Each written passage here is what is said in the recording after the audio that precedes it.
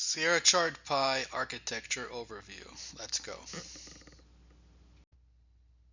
So what is it?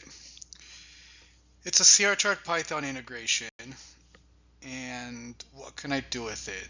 You can get live and historical data from Sierra Chart into Python, and you can currently send orders to Sierra Chart. Okay, so a useful way to think about this as is in terms of a client and server relationship in our context. So in this sense, Sierra Chart is a server or acts as a server, and Python is going to be a client, and the client basically sends requests to the server. The server receives these requests, and as a response, it's going to send back messages or update or data going back to the client. Obviously, the context of each message is dependent on the request. So if, for example, we send a request to receive time and sale updates, we will start getting back time and sale records from the server.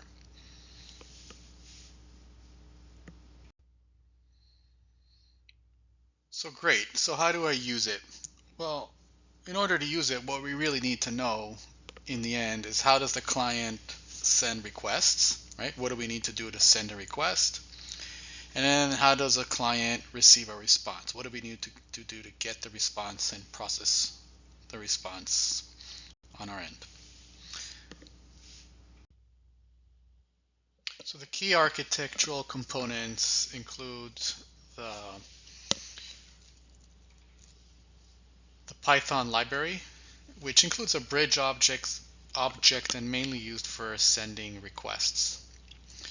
We have IDs in the system, actually two primary ones, which are the request ID and the key. Custom study, which is installed on the Sierra Chart side.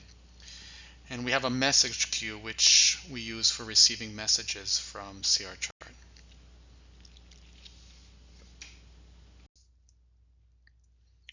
So going over these in turn, Sierra Chart Bridge, our code uses the bridge object to request data, submit orders, and so on.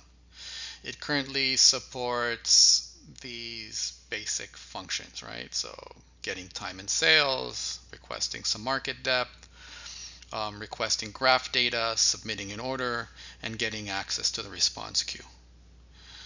A typical, very basic hello world example looks something like this. We import the bridge, we create a bridge object, we request some data, we get access to the queue, and then we start receiving messages by calling get on the queue. That gives us back this message, and then we can process it. In this case, I'm just printing it, but obviously we can do more.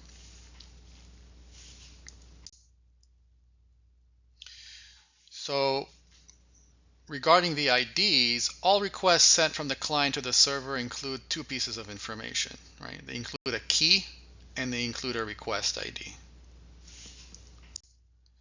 The keys are used to route client requests to a chart. So taking this example here, I have chart 1 with NQ, chart 2 with ES. The custom study DLL is applied to both these charts. I set on one of them a key of XX and the other one a key of YY. So in this example, right here in this image, this is kind of what it looks like. Here I have XX set in the study, so it's this one. Then the client sends a request for time and sales and specifies XX. So on the Sierra chart, this is routed to this chart, and we will start to receive time and sales data from ES in this example.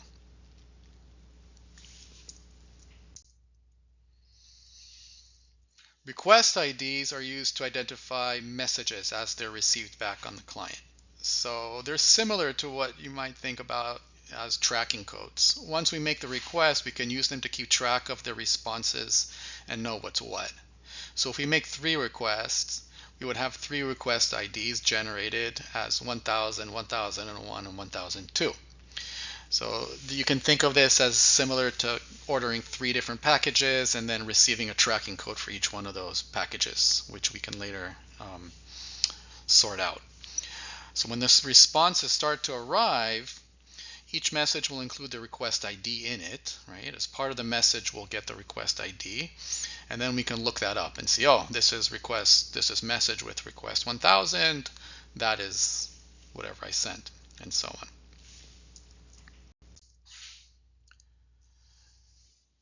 Next up, we have to talk about the queue. So as mentioned, responses are delivered to us via a message queue. Okay, so in this example, or in this diagram, what we have is chart 1 and chart 2 again, and we have chart 2 sending back messages with request ID 101. And as it's sending multiple messages back, each one of these messages is placed into a queue. Okay. And then the client can pick up or get these messages from a queue. So this is kind of, if we're going back to the packaging analogy, this might be our mailbox, right? Let's deliver the post, delivers our package into the mailbox, and then we pick up the packages. We can go check the mailbox. If there's a message there, we do something with it, and then we wait for the next one. And that's kind of what we're seeing here, right? This get is getting the message from our mailbox.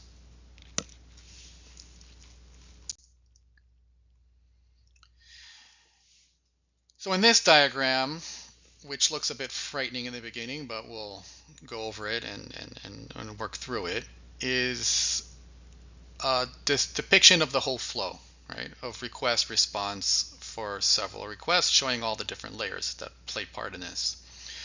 So up here we have my code, then we have the CRChart.py library that we interact with, and here we have CRChart itself, and down here we have the queue. So the flow pretty much goes like this, right? Our client code makes a request using the bridge for time and sales and specifies the key XX. This request is sent to the Python library, that's the API that we're using, and it immediately returns to us a request ID for this request. So now we know that this request for XX is 1000. The request is then also routed to CRCharts. CRChart receives it, sees that we want to subscribe to time and sales data, and starts sending these messages down here.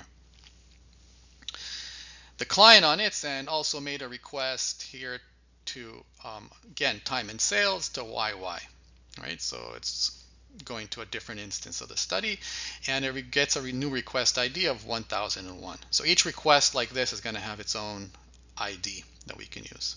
So now we have 2 request IDs made for 2 different keys. The second request is also sent to CRCharts. So now CRChart on its end also has these 2 requests.